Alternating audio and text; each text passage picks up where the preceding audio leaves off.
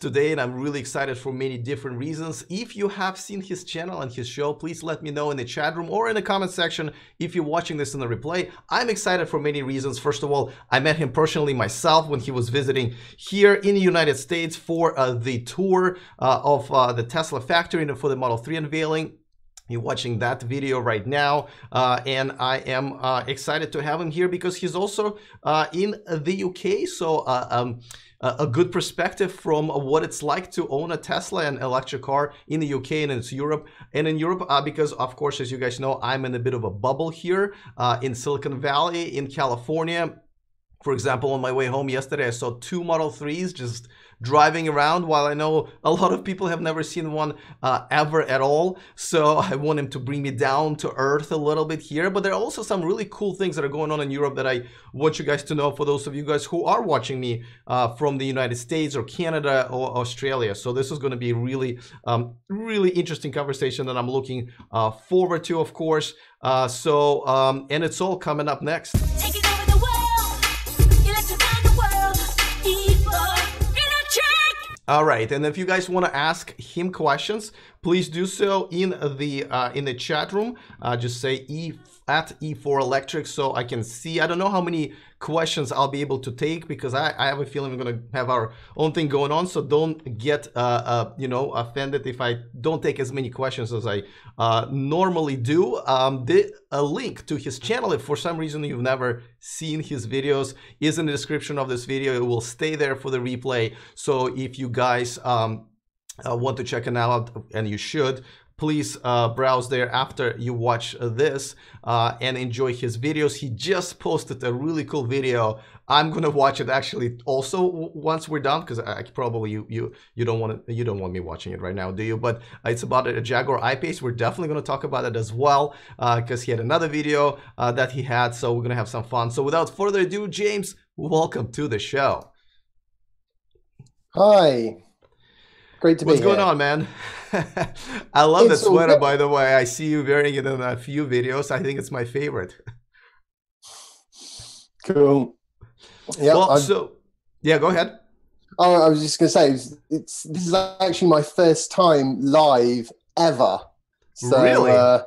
Yeah.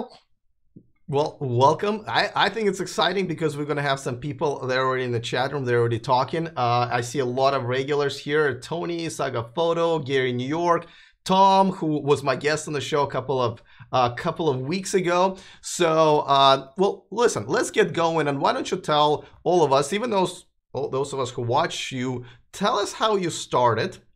Well, first of all, why you bought a Tesla. You have a Tesla Model S, a black one, just like me. Why did you buy the car, and how did you start your YouTube channel? Well, the reason I bought my Tesla is because I had a Nissan Leaf before. And the reason I bought the Nissan Leaf was because I had a 20-minute test drive. And like a lot of people, I guess, I was just totally blown away by the instant acceleration and the quiet refinement of that car. And the Tesla was just a sort of more practical, longer range version of that, I suppose. Cool. So, and how did you decide about starting the YouTube channel, and what it was like for you from the beginning till now? YouTube kind of came a little out of left field for me because I originally was going to be a commercial drone pilot. So I thought it made sense to put some videos up on YouTube and try and have a wider variety of things that I could sort of edit and shoot than just drone footage of somebody's house, for example. And what I found very quickly was that actually I enjoy the YouTube side more than the drone flying side, so that's what I stuck with. Well, that's very cool. And so I see a lot of fans already in the chat room. Tony says it's nice to see James Cooke. I watch his channel all the time. Aaron is also from the UK. Good to see. He says good to James on here at last. A lot of people were looking forward to this, of course. All right, so let's talk about owning Tesla in the UK. I mean, you've been here, you know, before, so you kind of seen how this is sort of a Tesla / electric car heaven in some ways. In other ways, of course, it's not, because we wait in line for superchargers. tell me tell me about the contrast of the experience that you obviously have every day in the UK compared to what you've seen here in California. Okay, well, I haven't driven an electric car, unfortunately, in California. So my experience on that is somewhat limited. But obviously, I hear the stories about people who have to queue for superchargers, and there's general lack of availability when it comes to CHAdeMO and CCS quick chargers. And in a lot of ways, I think we're extremely lucky. I mean, you talk about living in a bubble in California, and you do to some extent because you tend to have access to the cars ahead of us. The problem we have is we don't get the cars, but we do have a really quite fantastic charging network, partly because the island is quite densely populated. So you were going to say something? No, I actually, that's what I was really interested in hearing about, because I know we talked a little bit yesterday. Tell the rest of the world here, how is this different? Because actually I didn't know this. So tell us. So obviously, geographically, the island is quite a bit smaller than the US, but at the same time, we have motorways that go everywhere. And every 30 miles, 30, 40 miles, there's a motorway service area, basically kind of like a mini mall, I guess you'd call it. You know, some shopping outlets, some places you can buy books and travel pillows and fast food and all that sort of thing, and coffee. Oh, yes. So what's happened over the last 5 years, which has been absolutely transformative, I think, for EVs in this country, is a company called Ecotricity, who are a power supplier of green, mainly sort of wind energy, has taken it upon themselves to put into all of these motorway service stations. They started off with at least one charger. It took them a couple of years to get to the point where they had basically full coverage with one charger. Now there's usually 2, often 3 chargers with, so you've got 3 CHAdeMO, plugs that you can make use of at basically any stop along any motorway. So unless you have a very short range car, it's pretty easy to get from one side of the country to the other, much as it is with a Tesla with the supercharger network. But of course, the Ecotricity network is available for any EV as opposed to just Teslas. So, and this is where I really was surprised. You're telling me that the fast charging network, at least in the UK, is kind of ready for all of these cars that are coming out this year that do have fast charging capabilities. Is that what I'm hearing? Yes, I mean the chargers aren't massively quick. For the most part, they top out at 40 kilowatts, but that's still plenty to stop for half an hour and put a meaningful amount of extra range in. And the other sort of slight caveat is the actual charger units are not very reliable, so that can be a bit of a downer. But equally, though, if you've got 3 of them and one of them's broken, you can just use one of the other 2. So. Okay, well, so because this is a big question, right? I think of this year, because there's so many non-Tesla cars coming out, and they have pretty decent range, and they look pretty good, and the prices are actually not bad, very comparable to what we got going on, with Tesla and Nissan and Chevy Bolt. But it looks like though, people who will be buying them will still have, at least in the UK, pretty decent chance to charge when they go out or even take long trips. Though I understand long trips are not really that long in the UK and in Europe, just distances are smaller. I think lengthwise, it's something like 600 miles from John O'Groats to Land's End. So, that's kind of the longest straight line distance you can do in the country.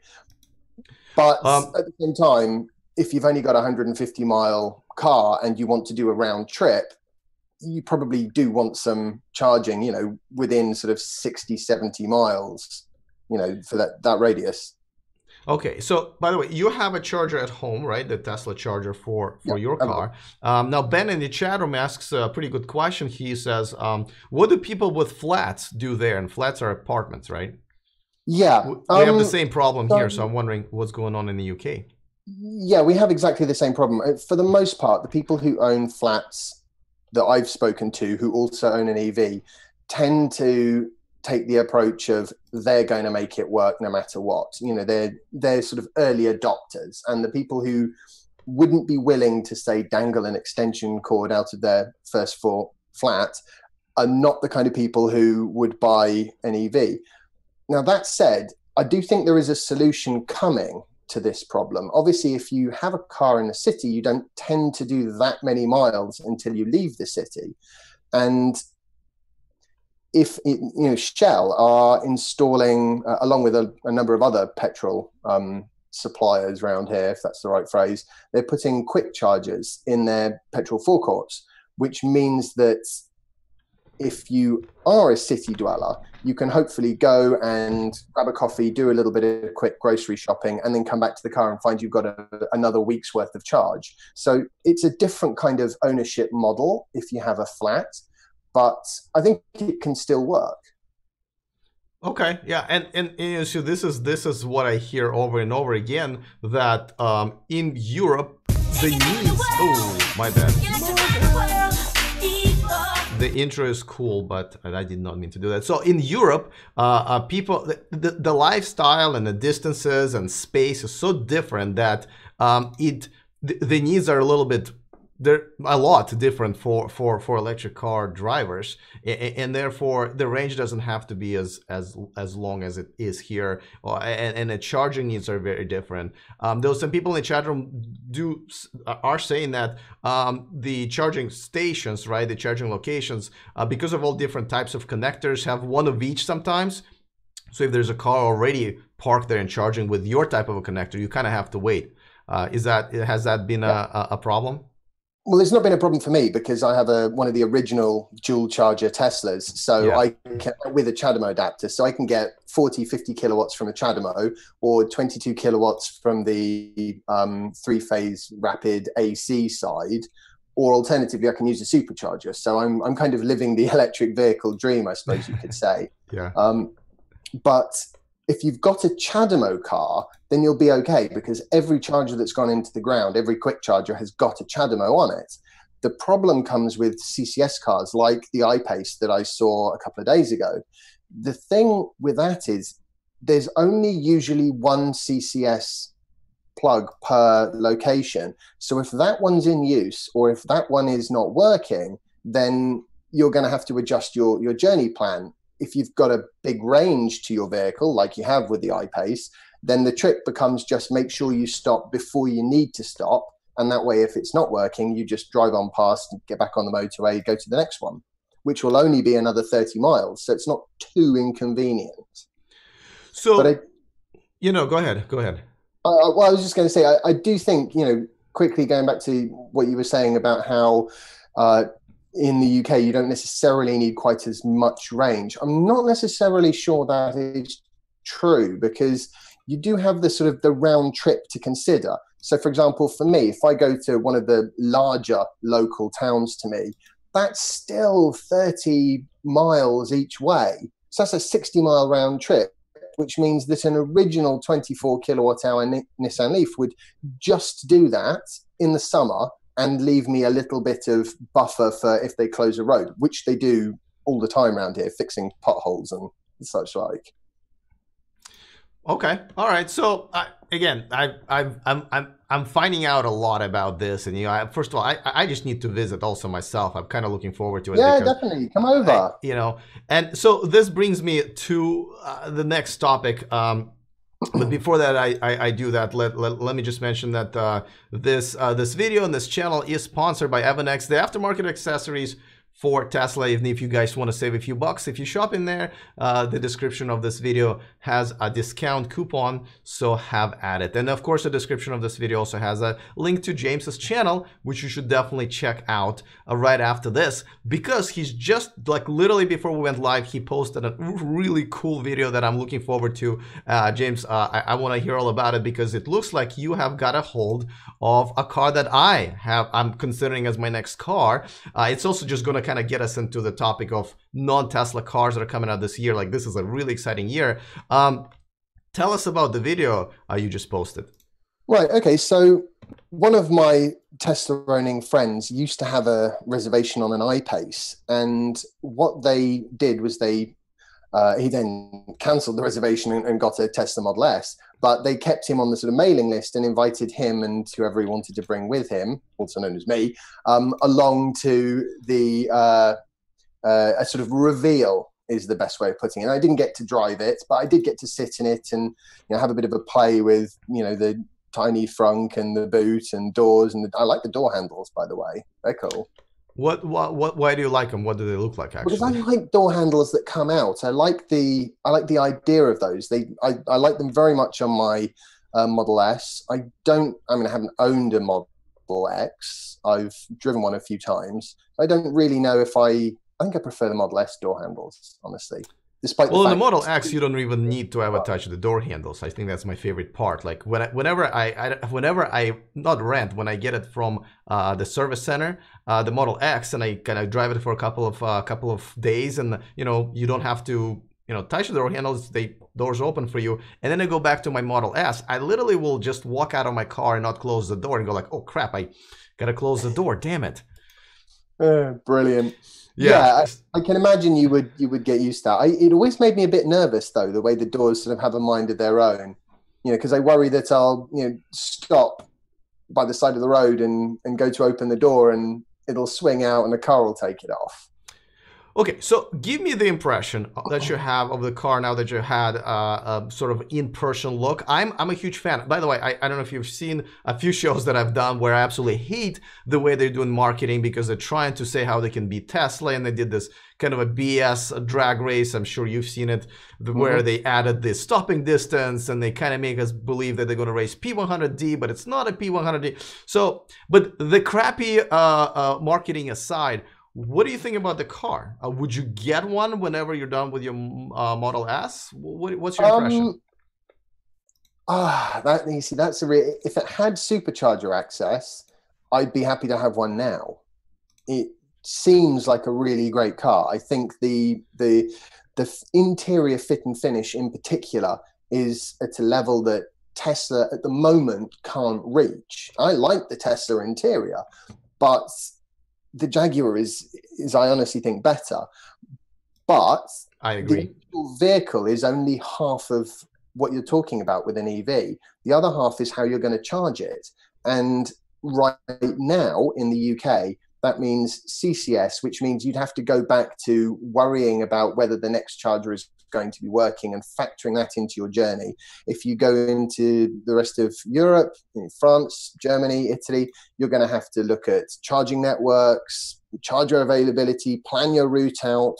It's going to be a level of headache that you just don't have as a Tesla owner, because again, Europe is quite densely populated in comparison to many places in the US.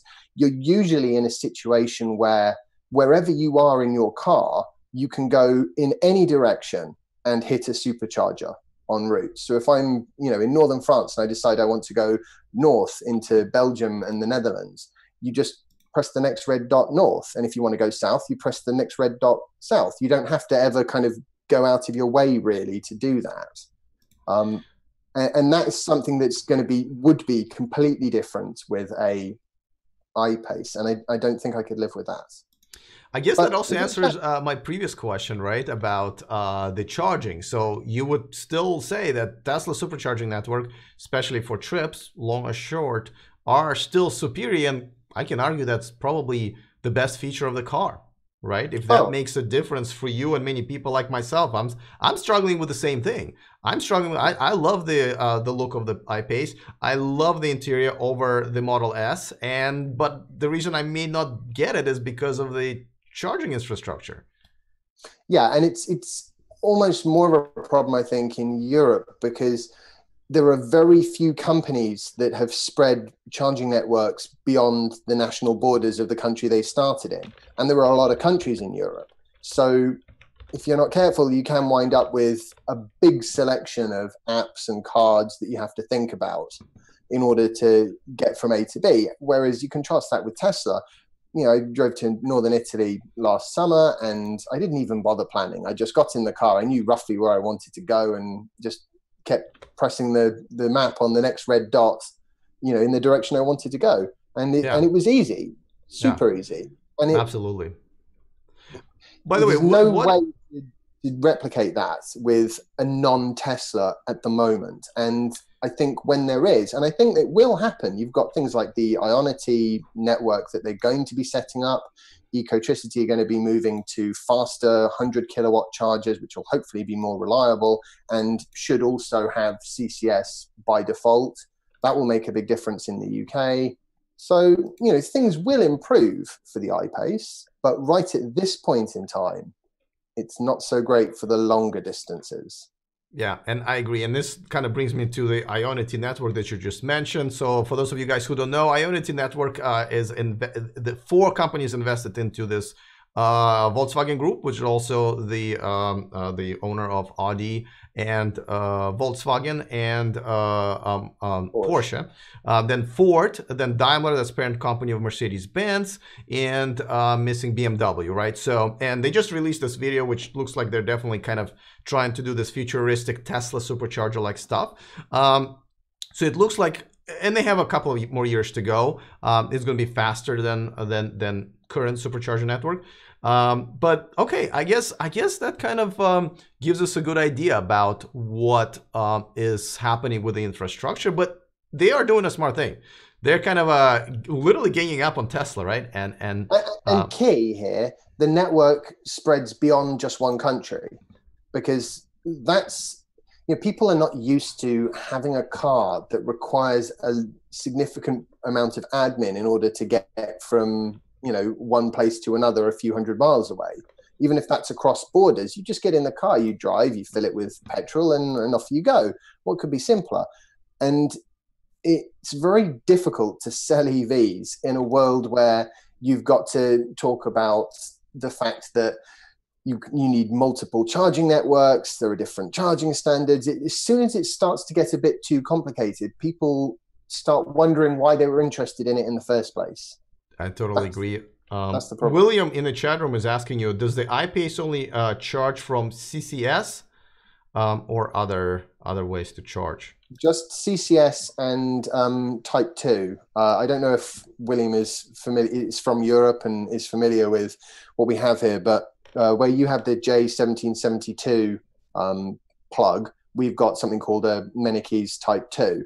And what that is it's kind of like a 3-phase version, if you like. So it can take up to 22 kilowatts through that, but only if the car supports 3-phase, which is, I think, probably where if I worked at Jaguar, I would definitely have put a 3-phase charger in there, because that would have solved a lot of the problems. It would have meant that you'd have that 22 kilowatt backup charging at many more pumps across the whole of Europe, but specifically in the UK.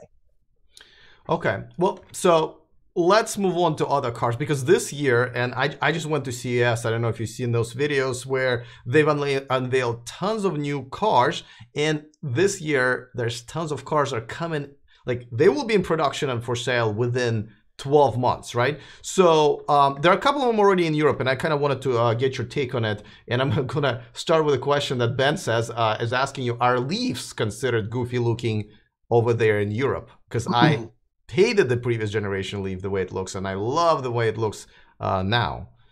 Yes, it's funny. I never minded the looks of the original Leaf. I like it fine now. I don't think it has quite as much character as it did. But I kind of quite liked that sort of waspy, sharp look that it had at the front. It looked awful from the side. It looked like a kind of frog or something from the side. I didn't like that at all. But from, you know, sort of 3/4 to head on, I thought it looked a bit quite good. It's funny you compare it to a frog, because I was actually doing a speech in front of for the CVS Links conference here in Silicon Valley, and I was comparing the first generation to a frog, and I was just saying that now it's been, you know, kissed by the prince and turned into this relatively beautiful car. But so it's funny that you had the same comparison. All right, so fair enough about the Leaf. What about the Chevy Bolt?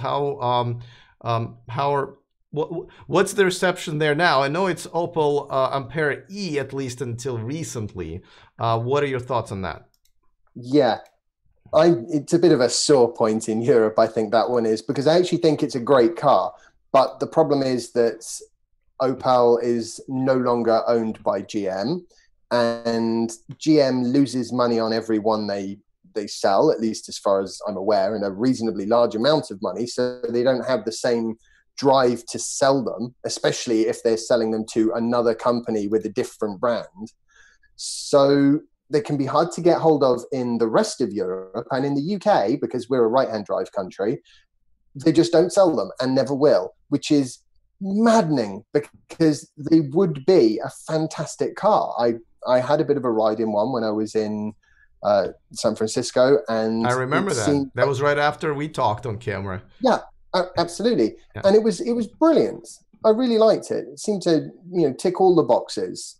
Yeah, okay, one box that doesn't check for me is the look, but I understand in Europe this is more acceptable look because it's a smaller car, there's less space, it's a hatchback, so I understand it. I'm not a fan of the look. I still think it looks like a compliance car, but the range, and I've also had a test drive a while back, I think back in August, and I liked everything but the look.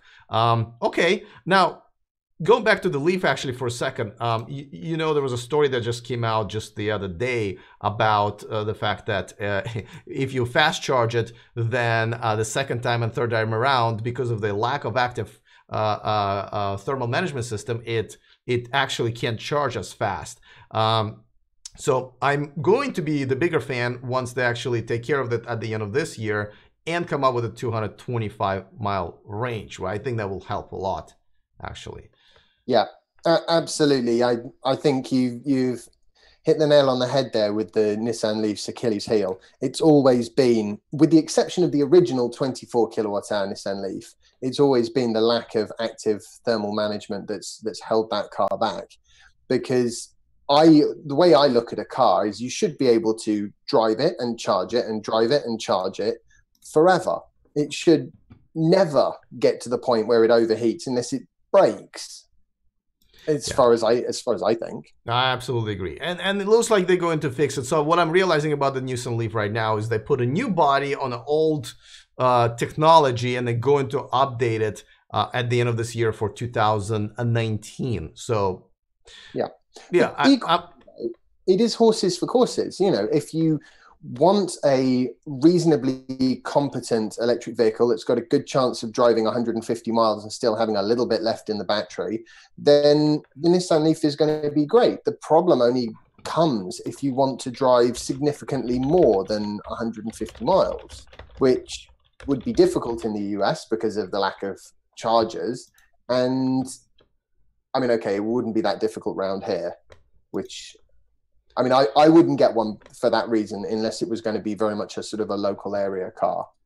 Which only, I guess, blows my mind even more why a Chevy Bolt hasn't really been pushed more in Europe. Because I agree with you. I think it's a perfect car for Europe. The look, the size, the range, and the price, really. The core problem, I think, for the Bolt and the Ampera E is that because GM don't make money on them, as in sort of automotive gross margin, because people always say, Tesla doesn't make any money. But at the same time, the more Tesla Model S, Model X, and Model 3 they sell, the more money they have. Every car they sell contributes something to their fixed costs, overheads, R&D, all that sort of thing. Whereas with the Bolt, it's the opposite. Every car they sell, as I understand it, GM has less money. So from their point of view, they want to satisfy the demand they absolutely have to satisfy, get their, compliance car, zero emission credits and that sort of thing, and get this sort of, the recognition for having created a good electric vehicle. But they don't actually want to push them. They don't want to sell 100,000 a year or 500,000 a year because, they'll go bust.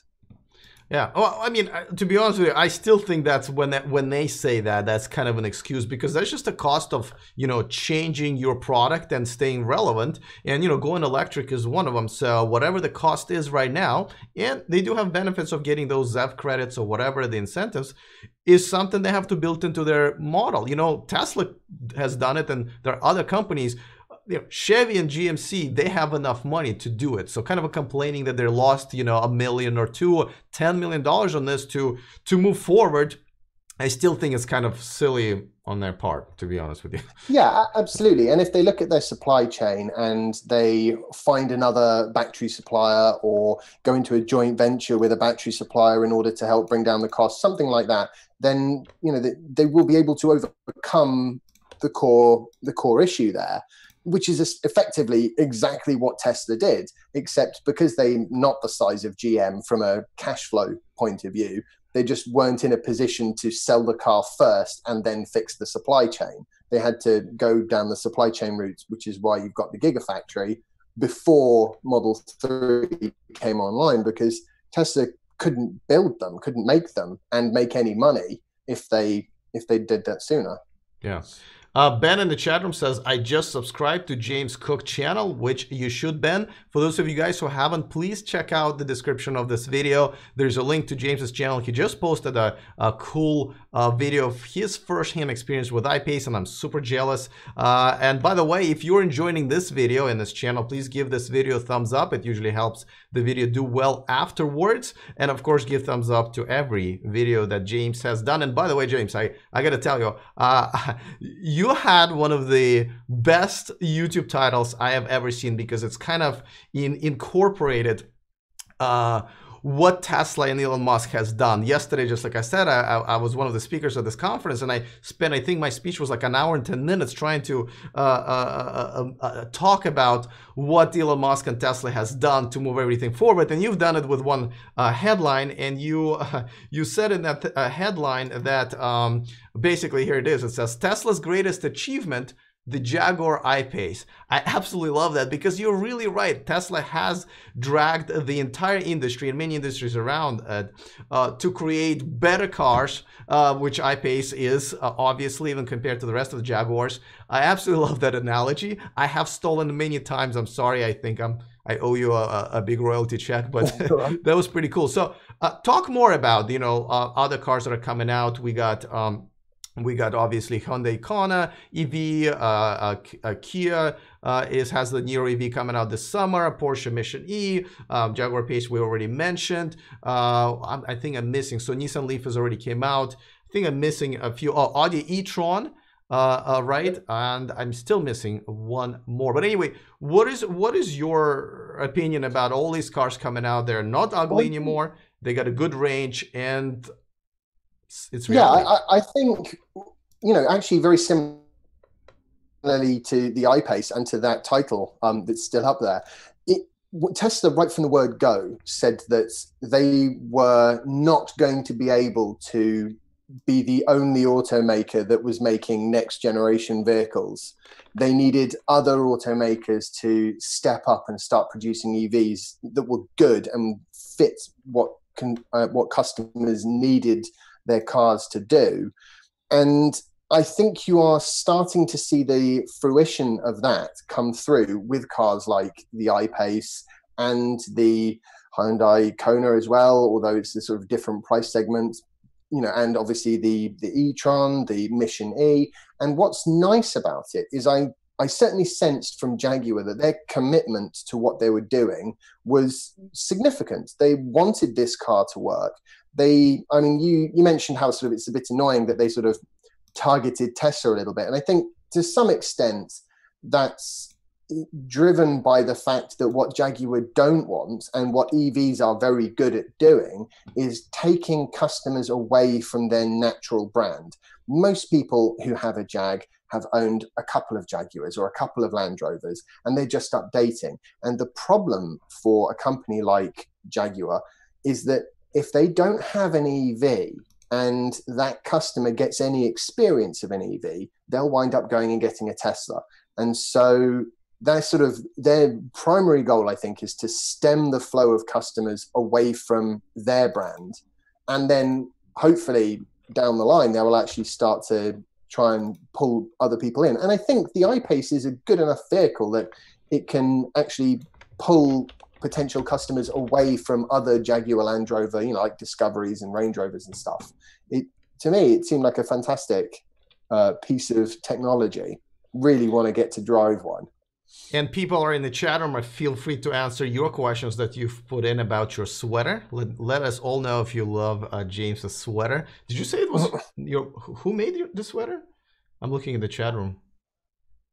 I have no idea. Oh, then someone's typing in under your username here. Because I was like, I didn't see James typing in. It says here, James Cooke says, does anyone like my green sweater? My mom made it for this show. And that's using your account, right? I don't know. I can't read the chats. It's too blocky. Huh. Well, let's keep. You might want to check you might want to change your password. But anyway, we'll figure it out. Love the sweater, and I like Alex's shirt. Says Steven. So we both get props for our fashion statement. All right, so let's so somebody asked about NIO. Okay, so Will asked, he said, what about NIO? And let's talk about the Chinese manufacturers, because China is really quietly ahead of everybody. Now, I just did a show maybe a few weeks ago where I asked people, because I didn't know myself, hey, do you know who sold the most electric cars in the world? And the answer was, I didn't even know how to pronounce this. BYD is actually the right way to pronounce it.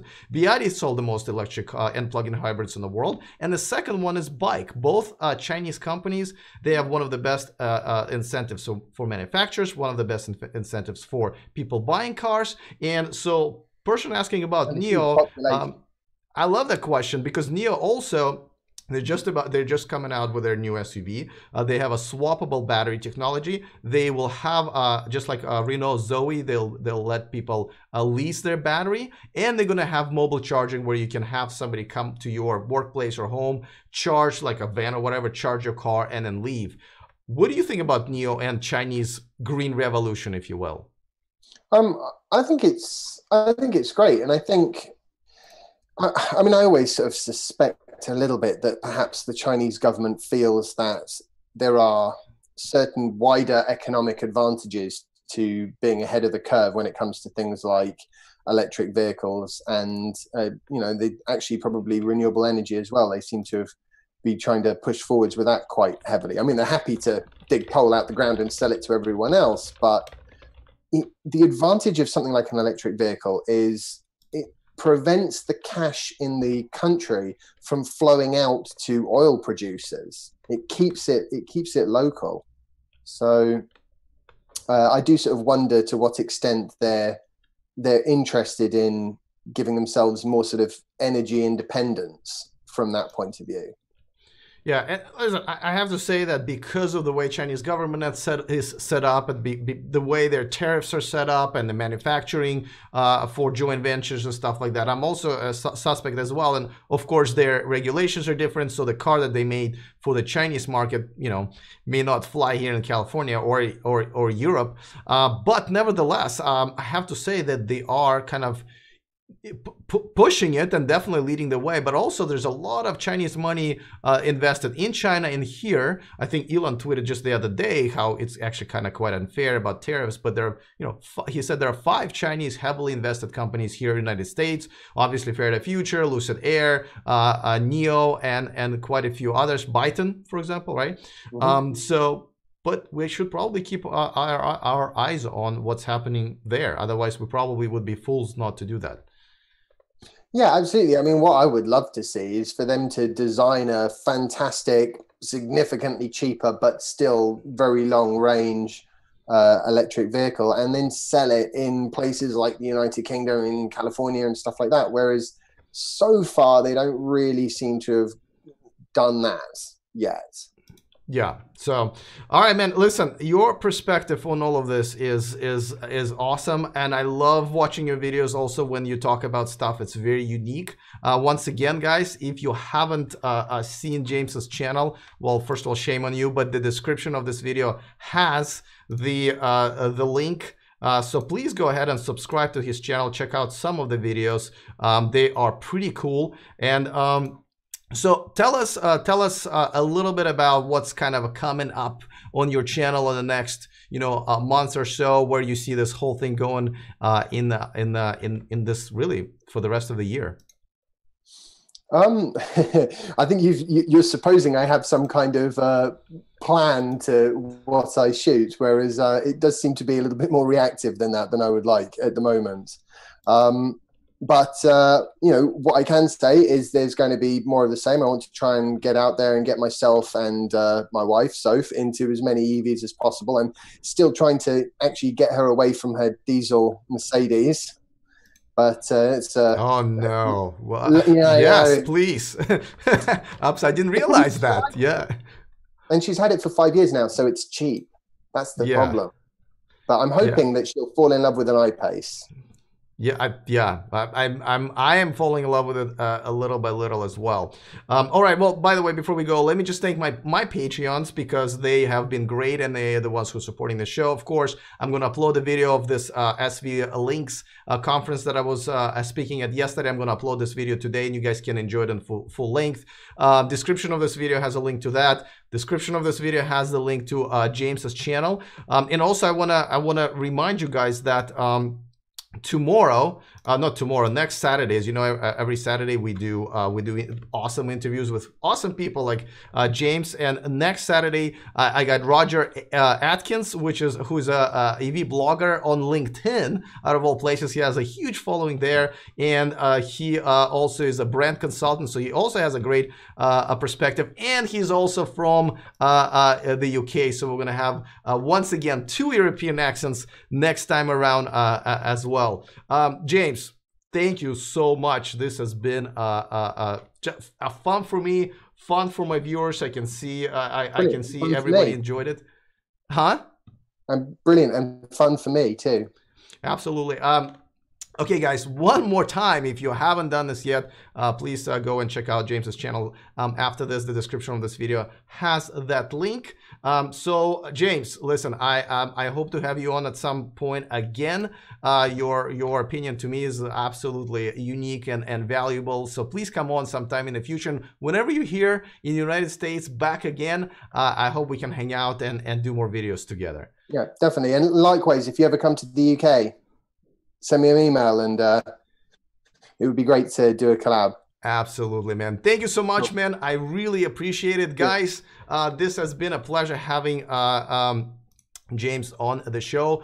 Check out next Saturday. I'm going to have Roger Atkins on the show. I think you're going to enjoy him as well. Also, very unique perspective. He works with a lot of brands, so he's definitely has a lot of kind of an inside knowledge, inside information. So I'm gonna definitely enjoy that conversation as well. I think you will too.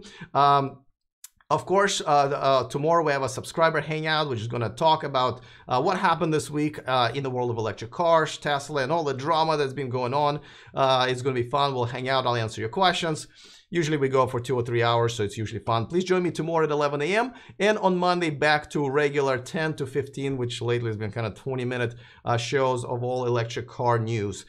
So once again, thank you so much for joining me. It's been fun. I'm sorry if we didn't answer all of your questions, but I will try to answer them once you post it in the comment section once this goes into replay.